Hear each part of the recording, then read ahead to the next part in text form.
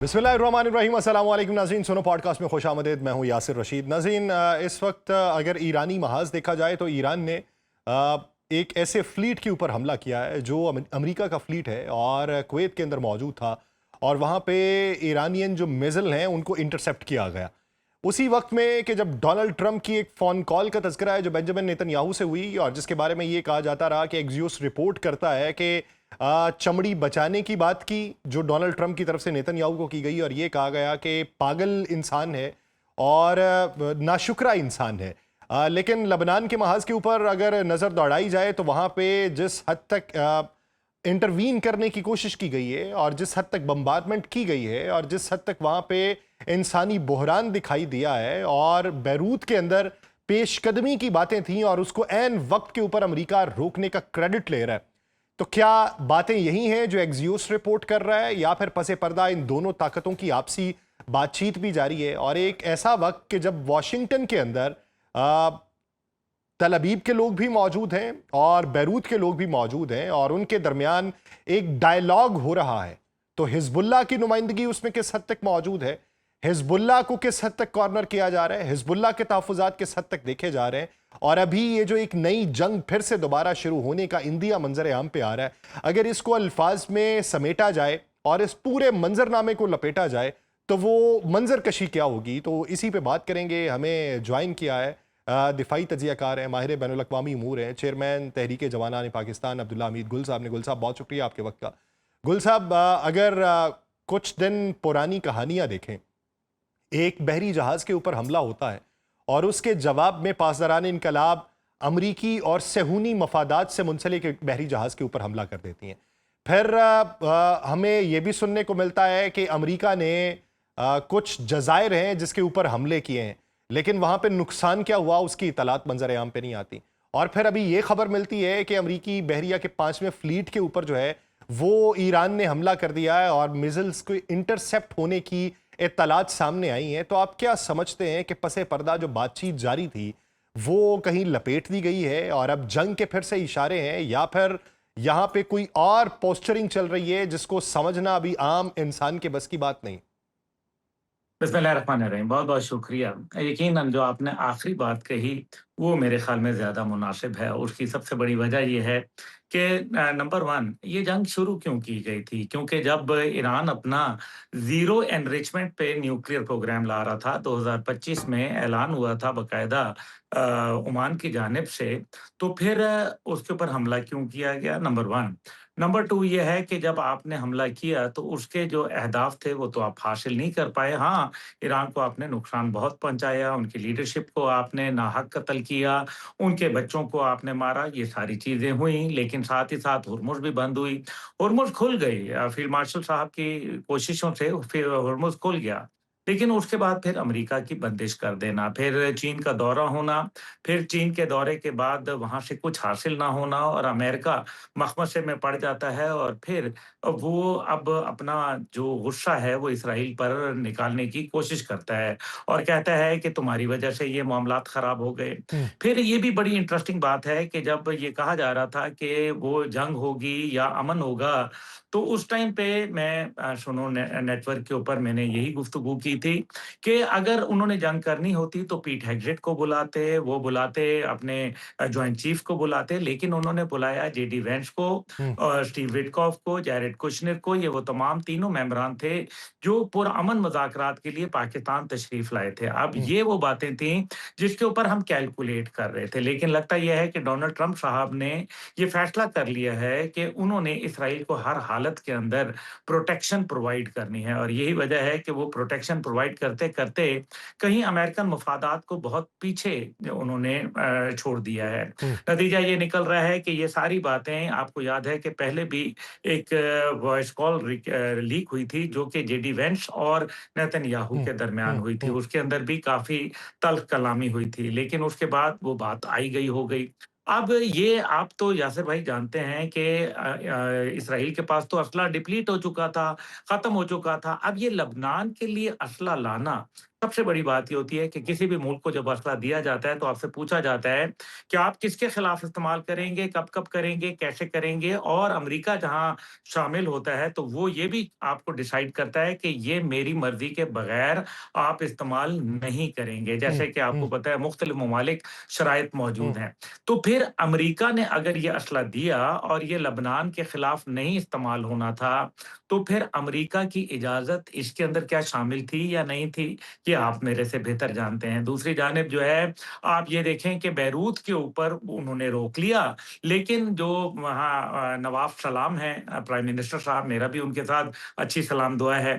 तो नवाफ़ सलाम साहब जो हैं, वो तो बड़ा वाज़ेह थे, लेकिन फिर बैरूत के ऊपर मामलात इन्होंने रोक लिए और इस दौरान में बैरूत का जो लबनान के सफ़ीर थे और अमेरिकन सफ़ीर, उनकी वहाँ मुलाकात भी हुई। अमेरिका के अंदर ग़ालिबन 3 मुलाकातें इस मामले पे हुई।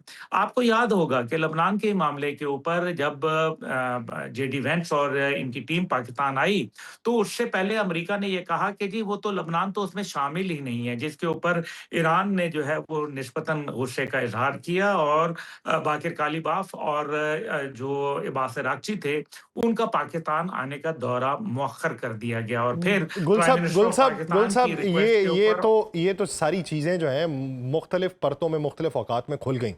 अभी अगर लबनान की सूरत हाल देखें, जिस तरीके से हिजबुल्लाह के नाम के ऊपर इन्होंने बैरूत के ऊपर हमले किए हैं और जिस तरीके से जनूबी लबनान के ऊपर हमले किए हैं और जिस तरीके से अपना महाज येलो लाइन की सूरत में आगे बढ़ाया है, आप क्या समझते हैं कि ये एक लंबा वक्फा है, 1 महीने का, 1 डेढ़ महीने का, इसमें जितना नुकसान किया है, ईरान का इस बारे में मौक़िफ़, अगर कभी टेबल टॉक दोबारा हुई, जो अभी फ़िल वक़्त होती दिखाई नहीं दे रही, अगर हुई तो इस बारे में मौक़िफ़ क्या होगा?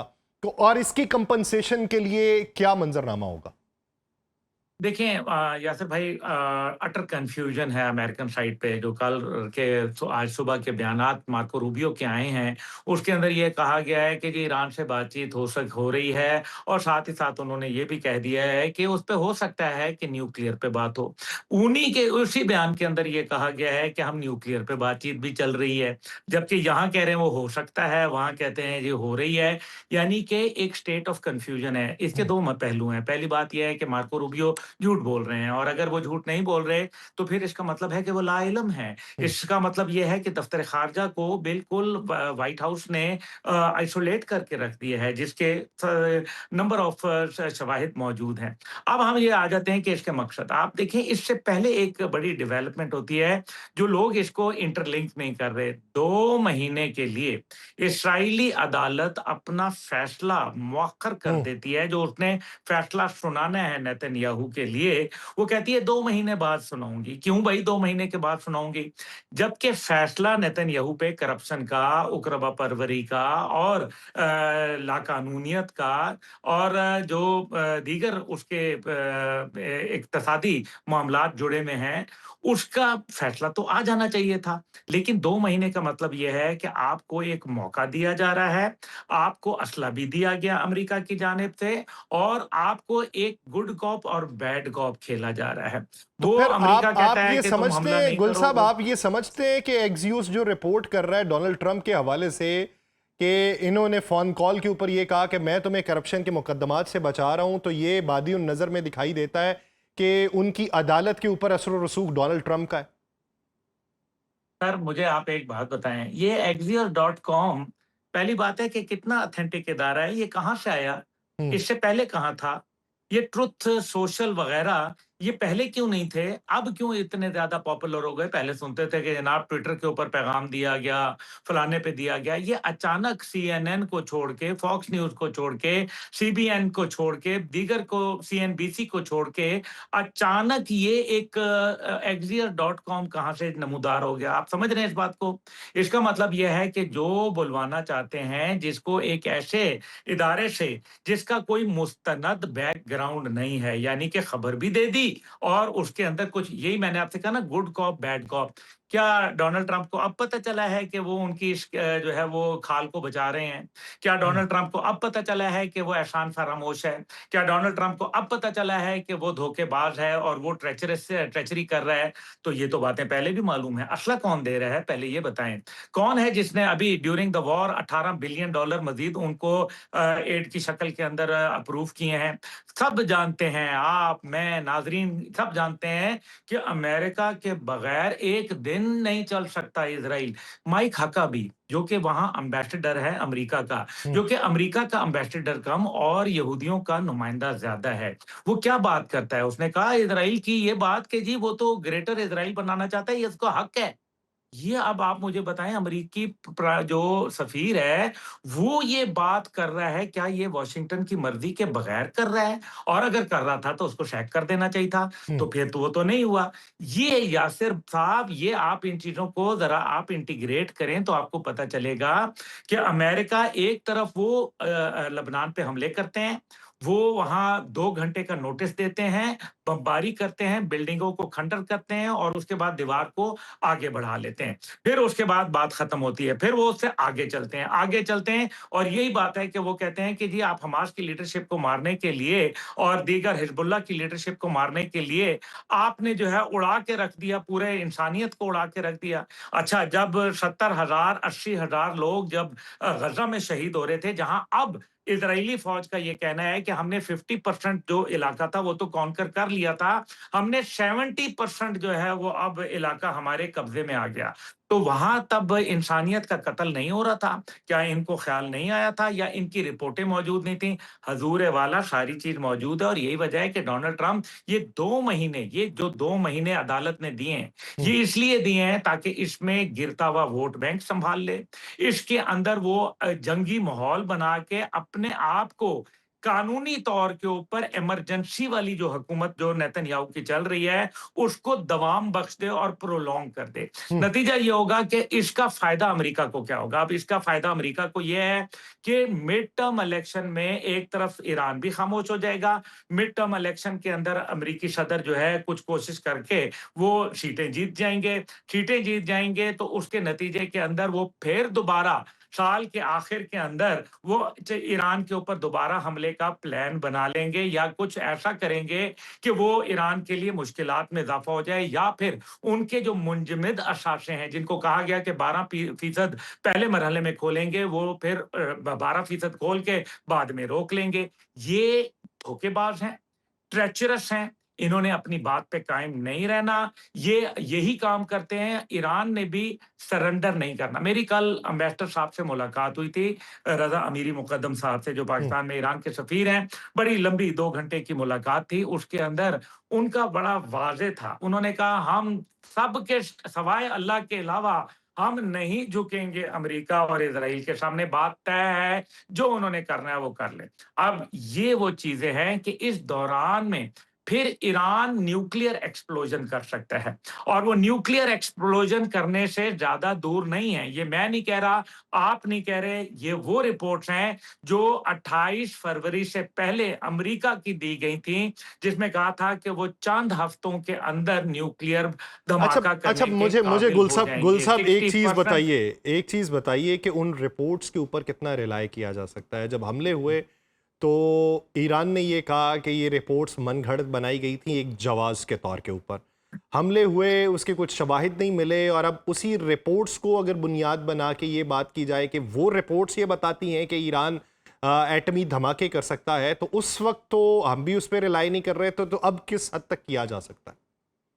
देखें, बात यह है कि न्यूक्लियर एनरिच्ड न्यूक्लियर तो पड़ा हुआ है ना, उनके पास फिसाइल मटेरियल पड़ा हुआ है। हम्म। तो वो ये भी कहा जाता है कि 60% जब था तो ईरान ने डिनाई नहीं किया था कि हमने 60% नहीं बनाया हुआ, वो हम्म। वेपन ग्रेड का उन्होंने कहा हमने नहीं बनाया हुआ। तो इसका मतलब तो बड़ा वाज़ेह नज़र आता है। इसका मतलब ये है कि रिपोर्ट्स ठीक है कि इसके अंदर आप कह लें कि सदाकत 50% नहीं है, लेकिन 50% तो सदाकत है। और फिर क्या ईरान अब ये मुझे बताइए कि ईरान के पास ऑप्शंस क्या हैं? बार-बार हमले, बार-बार तबाही, बार-बार जो है वो बच्चियों के स्कूलों के ऊपर शहादतें। तो अब उनके लिए मजबूरी है it is part of their survival के उनको अब न्यूक्लियर बनाना पड़ेगा। हुँ, आज नहीं तो कल, कल नहीं तो परसों, लेकिन इज़राइल असल मसला ये है, इज़राइल का ग्रेटर इज़राइल का प्लान है, आप भी जानते हैं। अब साथ ही साथ इज़राइल क्या चाहता है? वो ये चाहता है कि खित्ते में जंग छिड़ी रहे।